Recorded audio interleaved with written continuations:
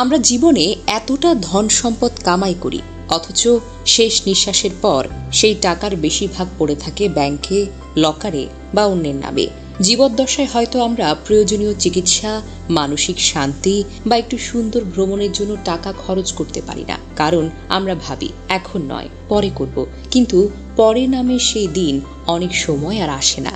এক ধনকুবের মারা গেলেন, মৃত্যুর পর তার বিধবা স্ত্রী 200 কোটি টাকার মালিক হয়ে গেলেন। তারপর কিছুদিনের মধ্যেই তিনি তার মৃত স্বামী ড্রাইভারকে বিয়ে করলেন।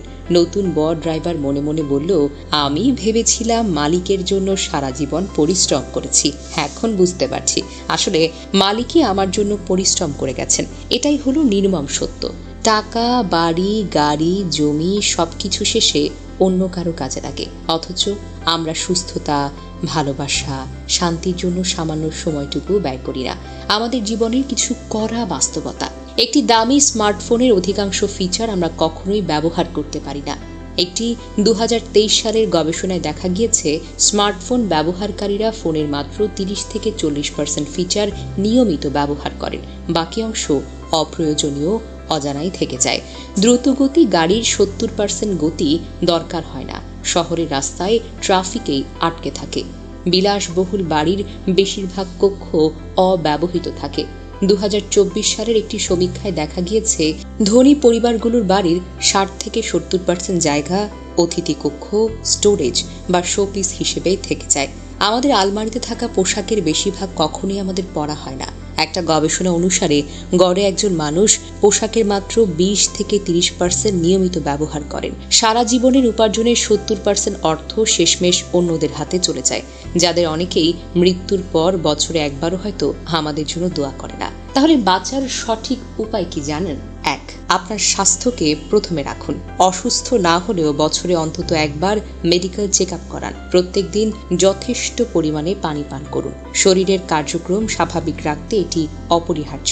নিয়মিত হালকা ব্যায়াম করুন, হাঁটা, যোগব্যায়াম, সাঁতার। 2. আপনার মনের শান্তিকে খুঁজুন। অতিরিক্ত দুশ্চিন্তা করবেন না, বেশিরভাগ দুশ্চিন্তাই ভিত্তিহীন। রাগটাকে পুষে রাখবেন না, অন্যকে ক্ষমা করুন। মনে রাখবেন, কেউ রকচটা মানুষকে পছন্দ করে না। মাঝে মাঝে উচ্চ স্বরে হাসুন।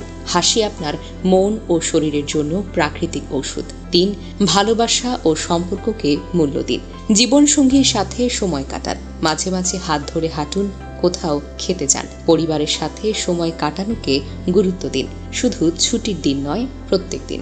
সুযোগ পেলেই পরিবার নিয়ে দেশে বিদেশে ঘুরে আসুন। 4. প্রকৃতির সাথে সম্পর্ক রাখুন। বছরে অন্তত একবার বৃষ্টিতে ভিজুন, রোদের আলোয় দাঁড়ান। ভোরের সূর্যোদয়, রাতের চাঁদ, সমুদ্র বা পাহাড় দেখতে ভুলবেন না। 5.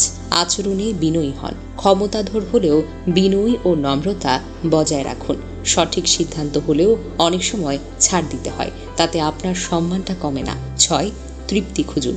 ধনী হওয়ার চেষ্টা ভালো, কিন্তু ধনী না হলেও তৃপ্ত থাকুন।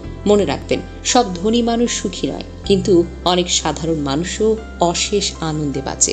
সর্বশেষ, টাকা, বাড়ি, গাড়ি সবই একদিন অন্যের হয়ে যাবে, কিন্তু আজকের আপনার হাসি, আপনার স্বাস্থ্য, আপনার প্রিয়জনের সাথে সময় কাটানো, এগুলো চিরদিন আপনার জীবনের অংশ হয়ে থাকবে। তাই শুধু ধন সম্পদ নয়, সময় আর সুস্থতাকেও গুরুত্ব সহকারে দেখুন। জীবন তো একটাই, তাই না?